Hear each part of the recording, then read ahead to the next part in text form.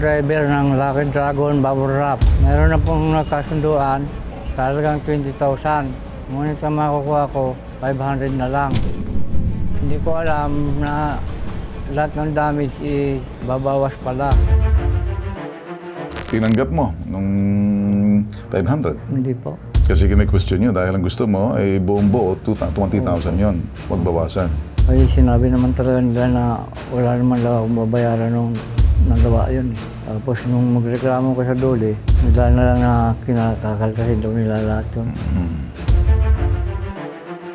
Sabi ko po sa kanya, magpahinga po muna siya since po namatayan po siya.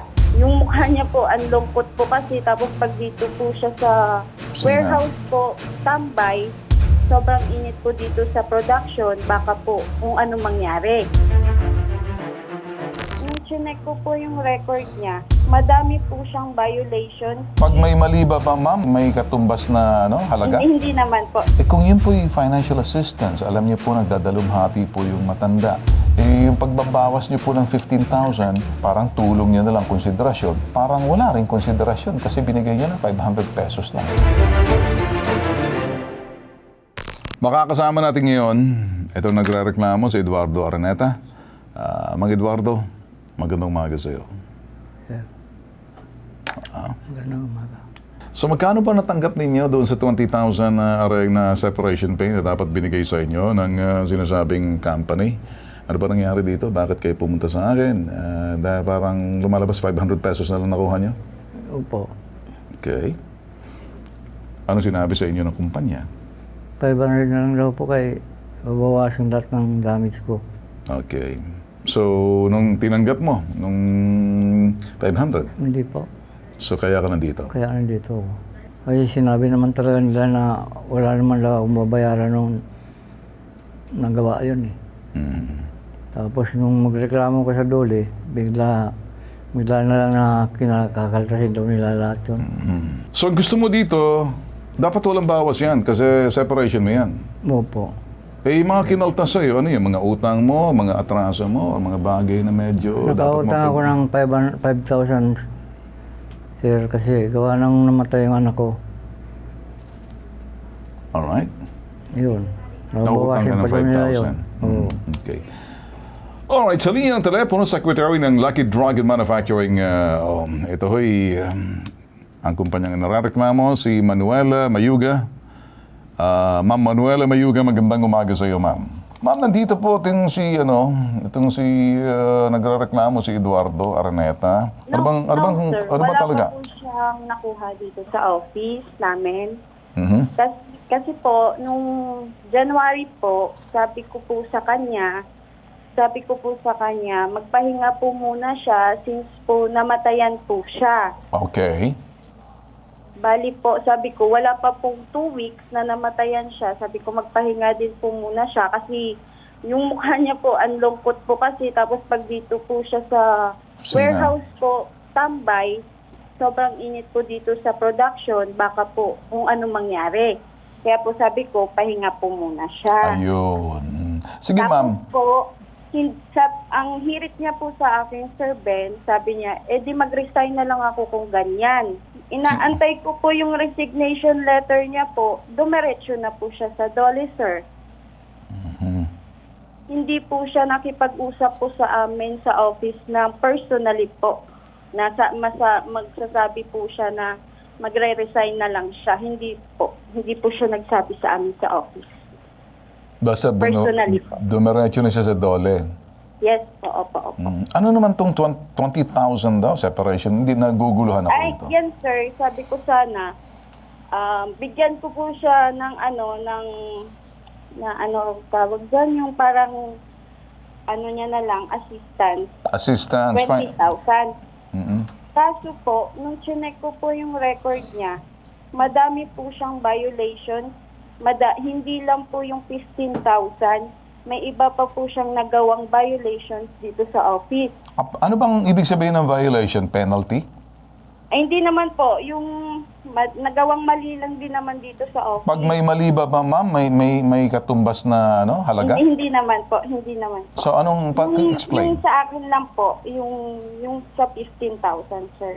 O ano yung nasira na 15,000? po kasi yung truck. Ma'am, ganito salamat ma'am sa pagtanggap mo ng tawag namin, ano? Okay? Opo. Ako po'y nasisiyahan at medyo nagpapaliwanag po kayo. Thank you so much. Nakalive po tayo. Ma'am, kung yun po'y financial assistance, alam niyo po nagdadalumhati po yung matanda na matayan ng anak. So hindi po nakakapag-isip ng tama, ano? Kayo na mismo Yes, nagsabing pahinga ka na lang kasi kung ano mangyari. Yes po, So yes hindi po po, siya yes po. makakapag-isip ng tama. Yung, alam mo naman Opo, kasi, opo. grieving stage po siya, ma'am. Ganun. Yes po. Alam Ngayon, ko naawa po kayo. Ngayon, siguro dahil aburido na siya, hindi niya na malaman which way to go. Mahal niya siguro talaga yung anak niya na namatay. Kaya parang mabigat po sa kanyang kalooban, medyo tuliro, di ba? Pag ang taong tuliro, hindi masyado makapag-isip ng tama kung ano-anong nandoon. So, dito, kinakailangan lang kunting pag-iintindi, ma'am. Para siguro, Sir? pag-unawa. Apo, Sir Ben, Yes, ma'am. wala naman po problema kasi sa amin kung nakipag-usap po siya ng maayos. Ma'am, ganito, kayo na po Diba mismo po? nagsabi na pahinga muna kasi mainit. Opo. Tsaka, so ngayon, siguro tama pong ginawa ninyo. Makatao po yung ginawa ninyo sa totoo lang. Yung ginawa po ninyo, tamang-tama po. Ang sa akin lang, baka hindi nyo po naintindihan din dahil nadalumhati, hindi po matino makausap sa nangyaring namatayan siya. Ini-expect niya po kung binigyan niyo ng financial assistance, 20,000, malaking bagay po para sa kanya yon. Yung pagbabawas niyo po ng 15,000, yun po parang tulong niya na lang, konsiderasyon. Parang wala rin konsiderasyon kasi binigay niya lang 500 pesos lang. Sa 20,000, parang lumalabas. Magkano lang pang natanggap niya? 500 pesos na lang. Walang saysay po yun, ma'am. Kung kayo naaawa, sinabi niyo, kung kayo po nagbibigay ng pag-unawa at konsiderasyon. Ang konsiderasyon, pag-unawa at maawa, nilalarga na po natin kahit kung anong atraso dahil namatayan po siya. Siguro kailangan niya po ng pera. Yun pong ibig kong sabihin. Sir Ben, bago nung nagsabi po siya sa amin na namatayan po siya, nagbigay din po kami nun. Nag-abuloy din po kami sa kanya po. Magkano pong inabuloy ninyo, ma'am? Hindi ko na, 2.8 po yata. Kasi, ma'am, 2.8 po yun. Salamat na nagbigay po kayo kaysa wala, ano? Pero malaking bagay pa yun, 20,000, tapos pakaltasan nyo.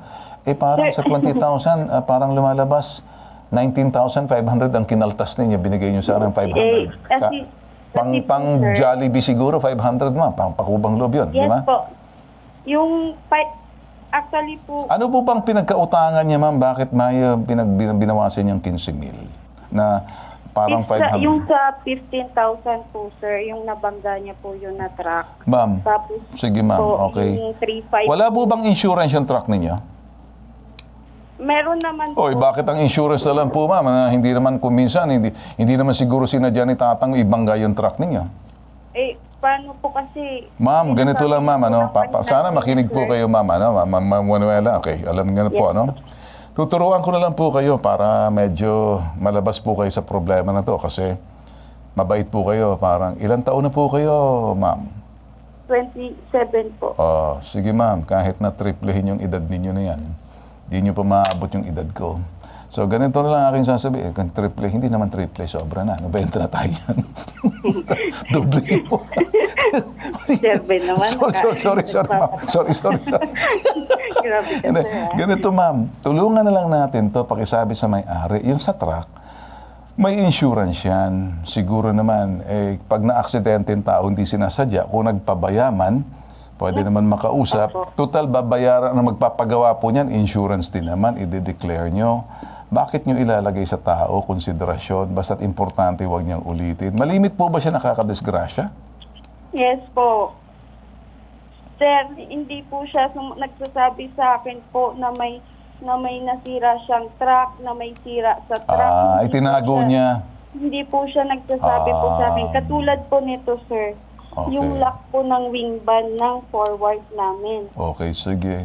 Sige, ma'am. Magsisinungaling po siya lagi sa Sige, amin, ma'am. sir, Sige, ma'am. tapos- Nakuha ko na, ma'am. Ano? Medyo naintindihan kita. Chip, ano naman to?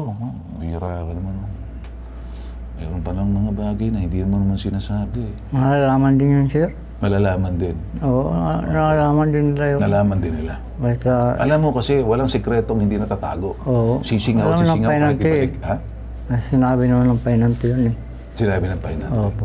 Ang pahinante nagsabi, Oo, ikaw nakabangga, ang pahinante magre-report. Okay na sa iyo yun. okay na. Okay. Ma'am, nandyan ba kayo? Opo. Ito ipakikiusap ko na lang kung madadala ko sa pakiusap sa iyo sana na parang tulungan na lang natin. Total, 65 na po siya. Parang hindi na po pwede magtrabaho to eh. Kasi po, ako talaga, sir, sobrang sama ng loob ko sa kanya, sir, kung totoo lang. Maayos po kami dito sa office, sir. Kinalikat niya po yung pangalan ko. Manuela, it's okay. Hindi po kayo okay. Nakikita ko naman. Masaya nga akong kausap. Ako nga mismo nakikiusap sa iyo. Bakit ka naman umiiyak? Ka nang umiiyak? Hindi po kasi, sir, ang sama-sama lang po sa loob. Kami po pinapalabas niya masama. Hindi. Ang dami-dami niya na po nagawang Hindi. kasalanan sa amin. Okay, Sa sige. totoo lang po. Sige. Ganito na lang. Relax. Akala ko yung iiyak si Mang Eduardo, yung pala si Apong umiyak. Sorry po, maano lang kasi yung... Okay lang. Relax ka lang. Hinga ka lang. Mang Eduardo, pambihira ka naman. Ang ginawa mo sa apo mo? Parang apo mo na lang. Pambihira ka ng pasaway Wala ka naman, pala. sir. Ha? Wala naman. Tatrabaho lang naman ako dyan. Ay, Kanila. hindi kaya dapat pahinga ka na lang. Medyo paisi-isi kasi Hindi, sabi ko baka yan. mahihirapan siguro. Baka sa edad ninyo, nagkawibay, nagagamot. Sabi ko naman sa kanila, sir, kaya ko pa po. Ang problema, hindi nila kaya yung yung pamamaraan mong pakikitungo. Yung, Kaya mo, pero hindi nila nakakayanan yung ginagawa mo roon. Cheap, bossing. Di kaya dapat mag-usap tayo sa baba para magmuni-muni muna tayo. Baka madala kita sa kunting paliwanag. Okay ba sa iyo? Hindi naman pala to separation pay, financial assistance lang. ayaw talaga magbayad. Ayaw magbayad. Sila may utang sa iyo. Nag-offer sila eh. Nag-offer sila. Tapos ayaw bigay. Kakaltas lang yung mga... Sabi niya, wala, Pero paano naman yung mga nasira mo pero tinatago mo? Pag hindi na nalalaman na lang sa mga kasamahan mo, pero ikaw mismo hindi mo sinasabi. Ang hindi mo pagsabi niyan, parang pagsisinungaling na yan, pandaraya na rin. Tanong ko lang naman, ako'y nakikiusap. Minsan kahit nakikiusap kami mga bagay na hindi mabibigay sa'yo kasi may mga taong ayaw tanggapin pakikipag-usap. Okay lang naman sa akin kung hindi mo tinatanggap yung pakikiusap ko sa'yo. Okay lang.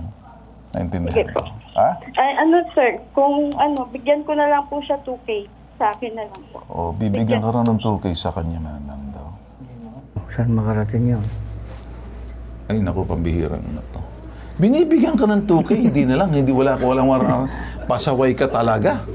Anak ka ng tipaklong. Kusang loob na lang, manggagaling sa kanya, hindi sa kumpon niya. Para tuloy na pressure lang tong si Nene, si Manuela, pambihira na Okay, yun lang yung kinaltas niya nung Pasko yun, sir. Okay, sige. Ganito na lang. Baka usap na lang kita doon sa May Kawayan. Doon na lang siguro, lang kita doon sa Public Employment Services Office. Baka matulungan ka nila. Sige. Josefina, Jeslani, magandang umaga po sa iyo, ma'am. Good morning po, Sir Ben Tulfo. Good morning. Ano sa palagay, ma'am? Matutulungan ba natin tong si Mang Eduardo, ma'am? Ang mandate naman po ng aming tanggapan ng PESO ay tulungan po na magkaroon ng trabaho, hanap buhay at negosyo ang ating ang mamamayan po ng May Kawayan. So, pasya lang po siya, Sir Ben, sa aming tanggapan sa PESO, sa new building, 5th floor po. Okay. Hanapin niya po ang aming tanggapan at makakaasa po kayo na tutulungan namin siya mabigyan ng trabaho. Ma'am, ngayon pa lang, nagpapasalamat po ako sa inyo, pero medyo magbibigay na po ako, bubusina na po ako. Pagtiyagaan niyo lang po pagkausap si Mang Eduardo. Okay, medyo. Opo. Ha? Opo. Makakaasa po kayo. Ma'am, maraming salamat po, ma'am, ha? Ka na kasi magsalita. Doon tayo madadalay. Pambihira ka talaga. Pambihira ka na. Nung galing na ako dyan eh. Di, anong gusto mo sabihin? Sorry, sir. Di, ikaw na may siguro, ano ba talagang gusto mo? Tutulungan ka. Pag tinulungan ka naman, sinusopla mo. Pambihira ka naman, oh. Anak ng tipaklong. Pati ako nabigyan ng problema nito. Pero okay na, masaya. Ito po, nag-iisang pambansang sumbungan. Kakausapin ko po si Mang Eduardo. Baka medyo ipapatapat pa upuan ka sa gilid niya si James. Magkakaintindihan sila. Isang pambansang sumbungan. Naintindihan po namin lahat dito. Welcome po kahit sino. Basta't medyo kanya-kanyang stroke, magkaiba ang estilo. Pero pagdating sa dulo, makatao pa rin naman. Wala po kaming pinaglalaroan dito. Medyo magaan lang po ang dating. Tulong serbisyo may tatak po. Ako po si Ben Tulfo. Ito po ay #Ipabitag Mo.